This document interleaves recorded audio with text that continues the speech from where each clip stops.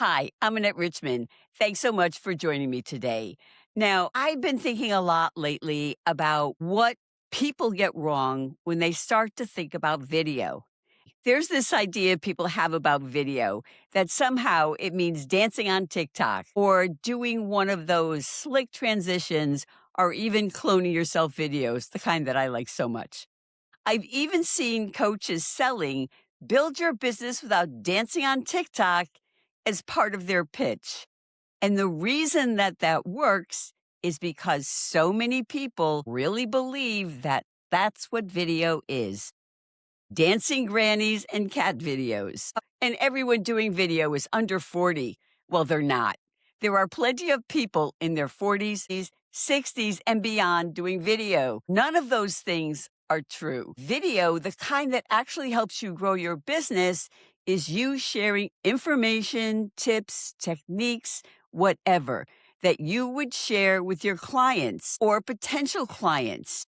It might be answering questions that you get asked all the time. That's it. No dancing and no trick editing. When you actually look at the research, like Wistia's 2026 State of Video Report, viewers don't expect or even want a Spielberg movie. They want a real person. Wistia put it bluntly in the opening of their report. Audience don't want expert, polished productions anymore. While I love experimenting with the cool stuff, the videos that actually build trust with potential clients are the useful ones, which is why I do those too. And when it comes to you on camera, nobody wants a news anchor or a daytime talk show host or a corporate spokesperson reading a script created by the marketing department. They want to see a human. So just be you. Now, I know you might be worried about people judging how you look or how you sound on video. The truth is, nobody's thinking about you because they're too busy thinking about themselves. When they're looking at your video, they're thinking, is your message going to be relevant to them? Is it going to help them in some way? If you don't believe me, think about it. When you're watching a video, are you thinking, wow, that lighting is really awful? Or that guy should really drop 10 pounds. Or maybe that woman sounds like a chipmunk. Now, that's what I think when I hear my voice, but that's another story. But here's the other thing. If someone is actually judging you like that, they're not your people. Your people are showing up wanting to learn from you, to get to know you, to see if you're someone that they would want to work with. The ones who judge you, they weren't going to work with you anyway.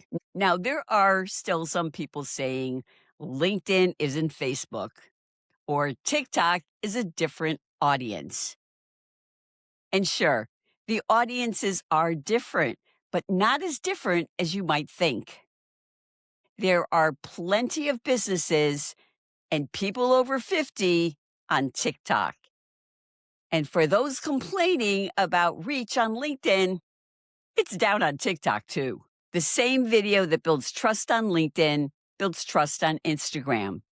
The same you that shows up on TikTok is the same person your audience will recognize on Substack. You don't need a different version of yourself for each platform. You need one version of you posting consistently everywhere your people are.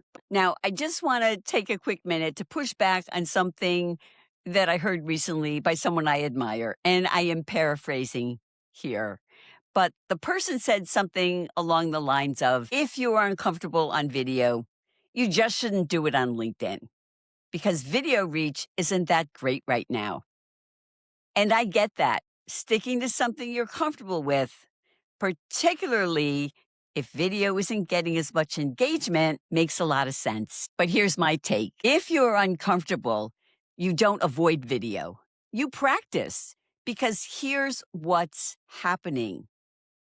While you're sitting it out, your competition is getting better. They're posting. They're showing up imperfectly, but they're building the muscle. And they're also building the trust that you don't get with other formats. You don't get comfortable by thinking about doing video. You get comfortable by actually doing the thing badly until you do it less badly. And then you move to okay. And eventually you get pretty good. And that's why I talk about banish on camera anxiety or bokeh all the time. 14 days, one video a day, no posting, no review. On day 15, you watch them back, the oldest to the newest, and you will see a shift. Not because you became magically confident, because you started to build the muscle. So here's the takeaway. Video isn't dancing on TikTok.